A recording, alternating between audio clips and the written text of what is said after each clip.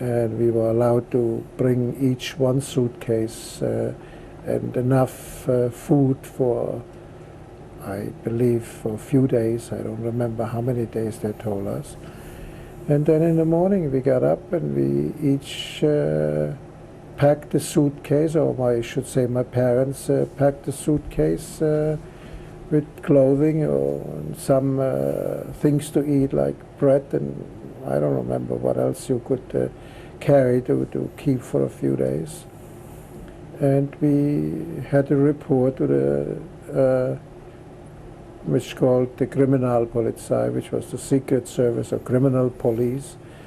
And when we went in there, they opened all the suitcases, and many of the things they took out, and this you can't have, this you cannot take along, and they just took everything, a lot of things away from you, including rings or watches or knives or any certain items which they didn't want you to have. They took that away, and then we slept overnight on the floor in that hall, which must be a few hundred Jews which went in that transport.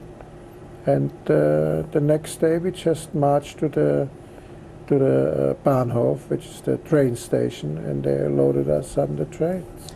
Well, the train went from our town, which is Würzburg, went to Nuremberg, which is a larger town, and it was more or less a meeting place from other smaller towns to form a larger transport.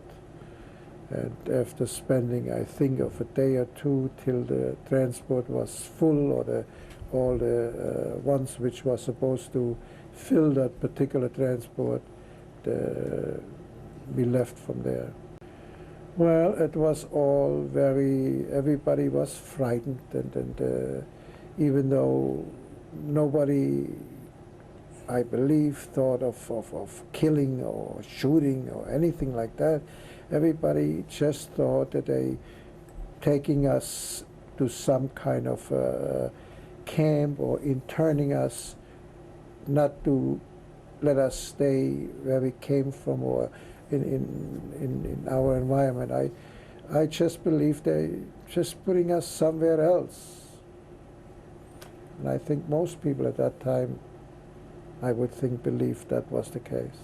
The transport that we were on was not like what I've seen of trains that went to Auschwitz and went straight to the oven, so to speak, or to the crematorium. We drove in what was called a third-class passenger train, which, like again, I said, it was another squeeze, and then, you know, it made it a little bit worse, but again, you could live with it, and you didn't see any great fear, really, and we just did as we were told, and we all had enough food which we brought along from home, so we just, I guess, we all were conditioned or accepted that they bringing us wherever. Well, then there was a lot of German soldiers, and there were also Latvian soldiers. With all of us, that's the really, all of a sudden we've seen a lot of uniformed with guns, which we never realized before, and they told us, then they screamed already, you know, and everybody out of the trains, and then they beat already people up, and that was also something new to us, which we never came across. All of a sudden they beat us, you know. It was again another screwed, a little bit more of a turn, and everybody was frightened, and women was screaming, and everybody wanted to get out of the train, the first one, not to get beat up. Everybody was frightened. And after we came out of and it was winter, and it was very, very cold, and there was snow there underground, and I think most of us were inadequate dressed for these kind of things. And then they had some buses standing there, and they said all the women or older people or children, if they want to, they could go on the bus and they could ride into the camp. And I remember my mother saying to me, "Come on, we're gonna go on the bus, we'll ride the bus." And I said to my mother, no, we're not going to ride on the bus. We are strong. We're not going to go on a bus. And I sometimes when I think about this, I wondered, because I would never talk against my father or mother. If my mother and father said, you do this or you do that, I would not, I would, then I did it. But that day I says to my mother, no, we're not going to go on the bus. And she says, okay, we'll walk.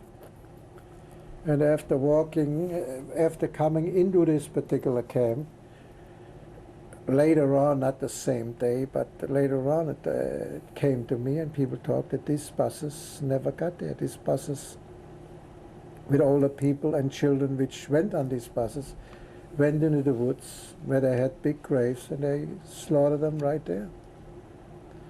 And we were walking, and even though some people, older people which fell down, and the guards just killed them right there on the road. And again, the screw was tightened a little bit more. All of a sudden we seen killings, which we never seen before.